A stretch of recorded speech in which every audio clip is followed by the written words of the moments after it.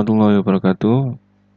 Pertama kita panjatkan puja dan puji syukur kepada Allah Subhanahu wa taala atas berkat rahmat dan nikmatnya kita bisa ketemu lagi di perkuliahan daring kali ini dalam keadaan sehat walafiat. Salawat dan salam tercurahkan kepada junjungan kita Nabi besar Muhammad sallallahu alaihi wasallam. Semoga kita di hari perhitungan nanti mendapat syafaat dari beliau dan bersama-sama dimasukkan ke dalam surga Allah Subhanahu wa taala.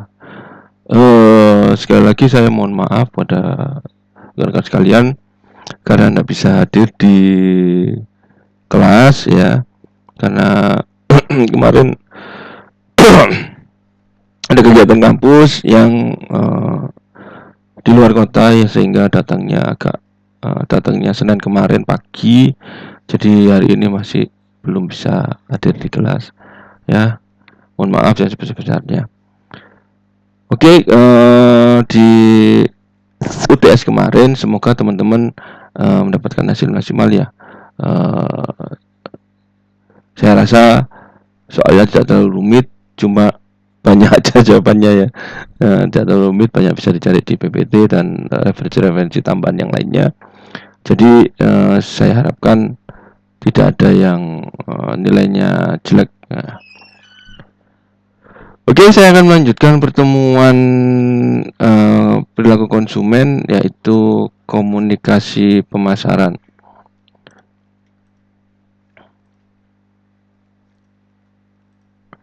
Nah, produksi dari adanya barang dan jasa itu perlu dikomunikasikan kepada konsumen ya,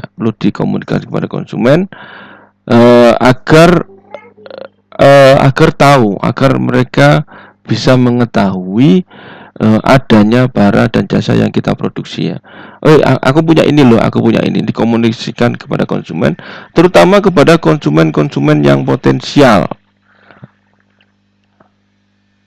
Kenapa? Karena konsumen potensial ini nanti akan membawa dampak kepada barang dan jasa yang kita promosikan pada mereka. Kenapa? Dia akan bertindak sesuai dengan yang produsen harapkan, karena konsumen potensial ini tahu kualitas barang, mungkin rasanya, mungkin sudah mengenal secara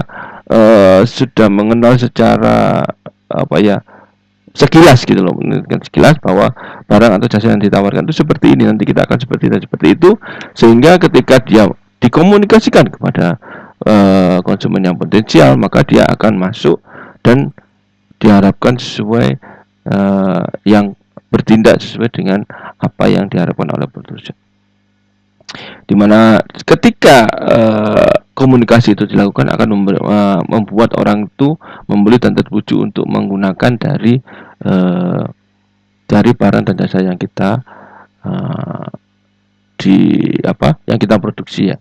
Jadi tujuannya komunikasi pemasaran ini biar mereka atau konsumen itu tahu keberadaan barang kita, tahu positif dan negatifnya, tahu gunanya, tahu cara pemakaiannya dan sebagainya. Maka perlu dikomunikasikanlah kepada konsumen agar mereka minimal bisa menggunakan atau tergoda untuk menggunakan dari barang jasa yang kita tawarkan kepada mereka melalui komunikasi pemasaran ini. Nah, hal itulah yang menyebabkan kita harus perlu tahu bagaimana sih yang dimaksud dengan komunikasi pemasaran tersebut, supaya dalam kita mempromosikan, dalam kita menawarkan jasa dan barang kepada konsumen itu lebih efektif dan efisien lewat pemasaran, komunikasi pemasaran ini. Komunikasi sendiri didefinisikan sebagai proses pemindahan pengertian dalam bentuk gagasan informasi dari seseorang ke orang lain. Ini definisi dari para ahli ya, Effendi dan Handoko ini. Terus dapat disimpulkan bahwa komunikasi merupakan alat yang nanti dipergunakan para pemasar untuk membujuk dalam tanda kutip para konsumen agar bertindak menurut cara yang diinginkan. Komunikasi terdiri dari beberapa aspek, diantaranya dapat berbentuk verbal, visual, dan kombinasi keduanya ya. Verbal itu omong-omongan, ya, visual itu kelihatannya atau ilustrasinya, dan kombinasi bisa kombinasi kedua-duanya antara verbal dan visual. Komunikasi dapat memerlukan simbol, harga yang tinggi, pengemasan yang bermutu tinggi, logo yang mengesankan dan sebagainya, dan mempunyai arti khusus yang ditambahkan oleh pemasarnya. Nah, simbol-simbolnya, lambang-lambangnya itu bisa mencerminkan bagaimana sih kualitas barangnya. Jadi, wih, logo ini bagus. Jadi orang itu terkesan bahwa kalau kita pakai produk itu, maka rasanya itu sudah mahal gitu loh. Sudah orang tahu sendiri bahwa kualitas barangnya bagus, harganya juga fantastis dan sebagainya ya. Mercy misalnya kan ada logonya ya. Terus Hermes misalnya gitu, Louis Vuitton misalnya itu ya. Nah, itu ada logo-logonya sendiri yang mengesankan, harganya cukup wow dan sebagainya. Jadi orang tahu kualitas dari barangnya tersebut. Komponen-komponen dari komunikasi itu ada pengirim pesan. Ya, yang mengirimkan pesan itu siapa? Sebagai pengirim pesan dalam merupakan sumber yang formal maupun informal. Sumber komunikasi formal mungkin berupa organisasi untuk memperoleh laba komersial maupun nirlaba. Sumber informasi informal mungkin orang tua atau teman yang memberikan informasi atau nasihat tentang produk tersebut yang mengirimkan pesannya. Penerima pesan, penerima komunikasi cenderung menjadi calon atau pelanggan yang dibidik, audiens perantara yang tidak diharapkan. Jadi ada dua, jadi penerima komunikasi itu adalah pelanggan yang dibidik, dan audiens perantara ini adalah orang-orang sekitarnya yang tidak diharapkan juga mungkin menerima komunikasi komunikasi para pemasar. Contoh audiens perantara adalah grosir, distributor, dan pedagang retail yang menerima iklan perdagangan pemasar yang dimaksudkan untuk membujuk agar mereka mau memesan dan mengadakan persediaan barang dagangannya. Tuh. Nah, jadi ada dua penerima pesan itu, antara yang memang pasar sasarannya emang konsumen yang dituju, atau yang audien perantaranya yaitu distributor, agen, dan pedagang retailnya. Dia juga bisa memberikan informasi. Misalnya ada konsumen yang tanya, ini barangnya seperti apa sih Pak, kualitasnya seperti apa? Oh, ini bagus Bu daripada ini. Ini merupakan salah satu penerima pesannya. Jadi bukan hanya konsumen saja, jadi ada yang perantara yang bisa memberikan informasi atau bisa mengkomunikasikan barangnya itu kepada konsumen jika ada yang bertanya. Tapi dia tidak semerta-merta istilahnya mempromosikan ada barang ini loh, tidak. Jadi dia hanya audien perantara saja, atau yang bisa kemungkinan nanti mengkomunikasikan barangnya kepada si konsumen tersebut. Medium pesan atau medium atau saluran komunikasi mungkin impersonal, misalnya media massa, atau interpersonal. Jadi ada dua, impersonal dan interpersonal. Pembicara resmi antara tenaga penjual dan pelanggan, dua orang yang lebih, yang terjadi secara langsung baik melalui telepon, surat maupun online. Medium penyampaiannya itu, medium pesannya itu seperti apa? Pesan itu sendiri bersifat verbal, non verbal, atau kombinasi keduanya. Pesan verbal biasanya mencakup informasi produk, jasa yang spesifik daripada pesan non verbal. Pesan verbal yang digabungkan dengan non verbal sering memberikan lebih banyak informasi kepada penerima, salah satunya di antara keduanya. Ya, jadi ada kombinasi keduanya, tapi yang verbal itu lebih detail daripada yang non verbal. Tapi kalau dikombinasikan dengan kedua-duanya akan memberikan informasi yang lebih lengkap tentang produk yang kita komunikasikan. Umpan balik ini hasil reaksi Nah, jadi umpan balik jadi feedback istilahnya ya, merupakan komponen yang sangat diperlukan dalam komunikasi interpersonal dan impersonal. Umpan balik yang cepat waktunya memungkinkan pengiriman untuk memperkuat, mengubah atau modifikasi pesan yang akan menjalin dan dapat dimengerti sesuai dengan yang dimaksudkan oleh konsumen. Jadi feedback dari apa yang kita berikan itu bisa diidentifikasi langsung, nanti bisa digunakan untuk merevisi atau mengembangkan dari apa yang dikomunikasi itu kurang apa sih gitu. Yang dimau oleh konsumen itu komunikasi seperti apa sehingga dia bisa masuk dari komunikasi yang dilakukannya. Umpan balik.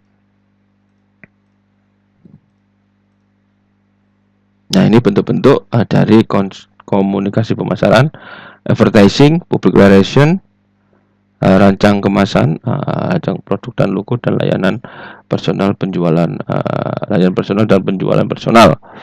Advertising ya iklan ya di baliho, nah, itu contohnya ya, ada di media massa dan sebagainya, ada di majalah-majalah mungkin ya, ada di TV, ada di iklan Facebook dan sebagainya, itu merupakan advertising. Public relation, nah, ini public relation ini yang dari perusahaan, ada public relation-nya yang ngomong-ngomong menawarkan ke sana,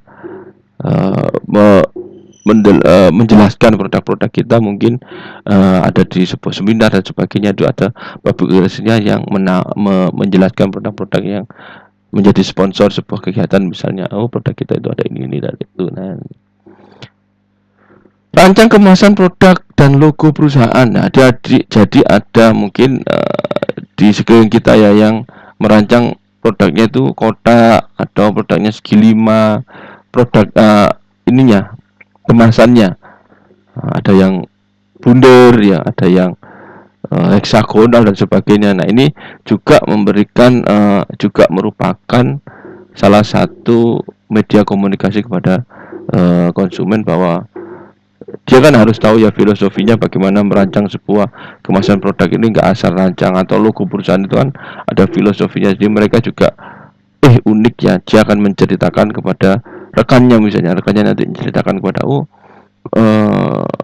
logonya perusahaan ini loh punya filosofi ini, dia kepengennya konsumen ini itu. Nah, itu juga bisa menjadi jalan ya, menjadi agen juga ya, untuk menjelaskan kepada konsumen bagaimana produk yang kita tawarkan. Atau dia bisa menerima informasi dari perusahaannya, logo kita itu kepinginnya seperti ini, seperti itu Pak, karena filosofinya seperti itu. Nah, dikomunikasikan. Jadi dia akan menjawantahkan dari atau membuat sebuah logonya itu sesuai dengan yang dijelaskan oleh mereka. Jadi nanti ketika logo itu diluncurkan, konsumen akan mengerti, dia itu berarti mengejar ini itu. Jadi dia pesannya bisa tersampaikan lewat logo tersebut. Nah, ini layanan penjual personal dan penjualan personal. Nah, ini yang datang ke sales-sales yang datang gitu loh. Nah, itu bisa menjelaskan ya, lebih detail tentang produk yang kita produksi. Ini proses komunikasinya. Nah, biasa ada pengirim berita dan penerima berita yang sudah saya jelaskan tadi. Nah, ini prosesnya. Sumber, gagasan, pemikiran, terus diterjemahkan buat kata-kata, gagasannya apa, terus dirancang sebuah kata-kata yang cocok untuk menggambarkan dari gagasan-gagasan tersebut. Akhirnya disampaikan kepada atau dikirimkan kepada berita kepada penerimanya. Penerima menangkap apa sih maksudnya, adanya simbol-simbol, kata-kata dan sebagainya, diterjemahkan kembali dan diartikan kembali menjadi sebuah gagasan dan mengirimkan kembali kepada umpan balik kepada pengirimnya ke sini ya. Nah, nggak sederhana ya, tidak sederhana yang kita pikirkan, kita menyampaikan terus diterima, enggak ya. Jadi ada proses-prosesnya, dan ini berlangsung dengan sangat cepat. Nah, kuasa Allah Subhanahu Wa Taala ya, pesan tersampaikan, ada feedback itu aja ya. Nah, tapi prosesnya secara perlahan seperti ini, ada coding-coding di pikiran manusia. Ini dilihat, simbolnya seperti ini, dia menerjemahkan sendiri.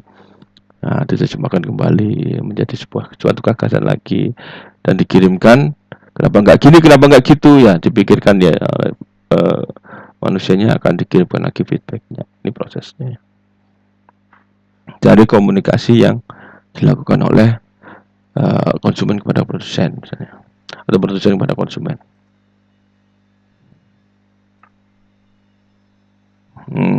Ada yang lebih detail lagi. Dari gagasan, pemahaman, di encode, media, terus pesannya disampaikan, di encode lagi, terus penerima, dipahami, balik lagi namanya decode, pemahaman lagi. Nah, ini lebih rumit lagi atau lebih detail lagi dari proses penyampaian dari sebuah komunikasi yang dilakukan. Ya, penjelasannya ada penyandian, penginterpretasian.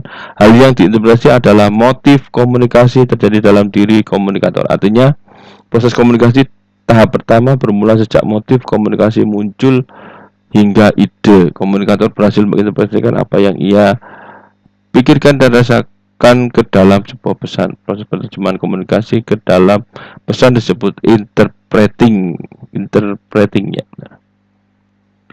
Penyandian tahap ini masih ada dalam komunikator dari pesan yang bersifat abstrak. Berhasil diwujudkan oleh ide masuk ke dalam lambang komunikasi. Tahap disebut encoding. Ide manusia berfungsi sebagai encodernya. Pengiriman, perjalanan.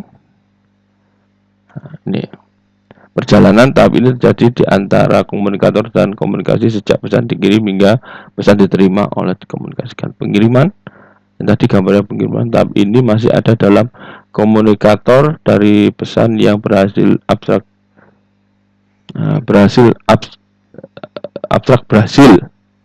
diwujudkan oleh ide manusia ke dalam lambang komunikasi. Tahap ini disebut encoding. Ide manusia berfungsi sebagai encodernya.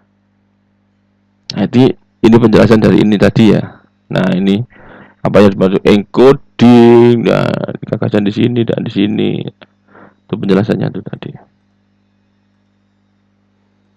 Jenis komunikasi pemasaran, ada komunikasi pemasaran itu sendiri dan komunikasi persuasif. Nah, komunikasi pemasaran adalah aspek yang penting dalam keseluruhan misi pemasaran serta penentu kesuksesan pemasaran. Komunikasi pemasaran dapat dipahami dengan menguraikan dua unsur pokoknya, yaitu komunikasi dan pemasaran.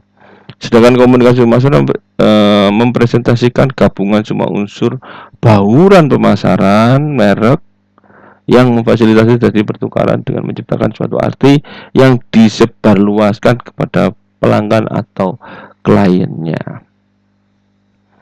Sedangkan komunikasi persuasif, dalam mempelajari komunikasi persuasif memahami aspek filosofis komunikasi persuasif sangat ditekankan. Hal ini mengingat bahwa komunikasi persuasif sebagaimana halnya ilmu-ilmunya memiliki tiga aspek filosofis keilmuan, yaitu aspek ontologi, aspek epistemologi, dan aspek aksiologi. Jadi bagaimana ditekankan harus mengetahui ini kalau mau melakukan komunikasi persuasif. Jadi ada filosofinya yang dipelajari itu ya. Kenapa sih kok mengeluarkan produk ini? Kenapa sih kok pakai warna ini? Itu harus dikomunikasikan dan harus mengetahui tiga aspek ini. Tujuan dari komunikasi pemasaran, itu ada audiens. Ini tujuannya ya. Kenapa sih kita harus melakukan komunikasi pemasaran itu, Pak? Gunanya apa sih? Ini audiens bisa terpicu menyadari kebutuhan akan kategori produk atau produk yang dikomunikasikan. Hasilnya orang itu tidak perlu, dipikir orang itu tidak perlu produk kita. Ketika kita melakukan sebuah komunikasi pemasaran, ternyata konsumen baru menyadari, oh ternyata saya butuh nih produk ini. Itu ya. Jadi adanya komunikasi pemasaran itu bisa terpicu dan menyadari bahwa oh akhirnya aku butuh kok, bukan ingin, berarti aku butuh gitu loh. Audiens menyadari akan adanya merek yang dikomunikasikan. Jadi konsumen itu tahu yang dikomunikasikan itu produknya memang ada merek ini loh, ada merek ini loh. Itu loh. Audiens bisa bersifat positif terhadap merek yang dikonsumsikan. Jadi bisa konsumen itu bisa tahu, oh yang saya konsumsi ini tidak mengandung ini kok, tidak mengandung itu kok, jadi positif, enak kok, baik kok, tidak mengganggu kesehatan dan sebagainya. Jadi sehingga memiliki sikap positif terhadap barang yang kita tawarkan kepada mereka. Audiens bisa mempunyai maksud untuk membeli merek atau produk yang dikomunikasikan, memiliki keinginan lah, memiliki kretek hati ya istilahnya ya. Jelas dikomunikasikan, dia tahu, oh kapan-kapan tak tuku. Nah itu sudah merupakan sebuah komunikasi sudah berjalan ya. Audiens bisa menunjukkan berbagai macam perilaku untuk membeli merek tersebut. Berbagai macam perilaku mungkin ya, nyicip terlebih dahulu, beli satu, nanti besok beli dua, nanti selanjutnya dia nanti akan, ini berbagai macam ekspresi sama macam perilaku untuk membeli merek tersebut. Bagaimana strategi pesan itu agar bisa tersampaikan? Ini strateginya: retorika dan persuasi iklan, daya tarik iklan, teori keterlibatan dan penyajian pesan. Retorika itu gimana Pak? Menentukan cara yang paling efektif untuk menyatakan pesan dalam situasi tertentu. Didramatisir lah biar kelihatan ada alur ceritanya dan sebagainya. Ada anak Anda batuk ya, sudah tidak sembuh beberapa hari, ini solusinya. Nah seperti itu.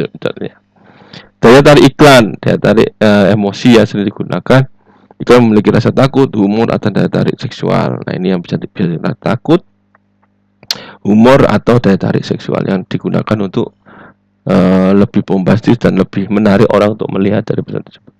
Teori keterlibatan dalam suatu pembelian dengan keterlibatan yang tinggi, orang mungkin lebih mencurahkan usaha kognitif yang aktif untuk menilai hal-hal yang disetujui maupun tidak atas produk tertentu. Nah ini teori keterlibatan, bahwa dalam situasi pembelian dengan keterlibatan yang tinggi, orang mungkin lebih mencurahkan usaha kognitif yang aktif. Nah kalau konsumen itu dilibatkan dalam situasi pembelian, itu maksudnya seperti itu kata-katanya ya, maka dia akan memberikan aksi yang lebih aktif dari orang-orangnya, atau usaha kognitif yang lebih aktif dari orang-orang yang belum istilahnya terlibat dalam situasi pembelian. Nah itu maksudnya seperti itu. Jadi bagaimana pesannya itu melibatkan konsumennya, atau melibatkan kegundahan atau kegembiraan atau situasi emosional orang itu dilibatkan dalam atau dibentuk dalam sebuah visual atau gabungan keduanya, sehingga orang itu akan lebih tertarik ya. Oh ini kayaknya relate deh sama kehidupan kita. Terus penyajian pesannya yang terpenting, bagaimana kita membuat sebuah penyajian yang pesannya itu positif ke negatif. Jadi jangan negatif positif dulu. Nah, jadi positif ke negatif, menggunakan suatu pesan yang positif ke negatif, seperti satu sisi atau dua sisi iklan, dua sisi pesan, satu sisi atau dua sisi iklan, perbandingan, pengaruh urutan dan pengulangan. Cara yang disajikan mempengaruhi dampaknya. Jadi apa yang kita pilih, positif negatif dulu atau negatif positif, biasanya yang digunakan positifnya dulu, yang diunggah negatifnya biasanya diakhirkan. Satu sisi atau dua sisi. Nah ini dampaknya bermacam-macam, atau nanti bisa ada kombinasinya. Nah dikombinasikan, bagaimana semuanya ini dikombinasikan menghasilkan sebuah penyajian pesan yang baik. Oke, terima kasih untuk pertemuan kali ini, itu saja. Saya kira kalau ada yang kurang jelas mohon ditanyakan dan dipelajari lagi di referensi-referensi selanjutnya yang kalian punya ya. Terus tugasnya ini ya, jawablah pertanyaan-pertanyaan berikut ini dan dikumpulkan di ruang dosen saya. Sekali lagi kalau ada yang kurang paham monggo ditanyakan, jangan lupa absensi lagi. Sekali lagi mohon maaf saya tidak bisa hadir di kelas. Oke, saya akhiri pertemuan kali ini, semoga bermanfaat. Assalamualaikum warahmatullahi wabarakatuh.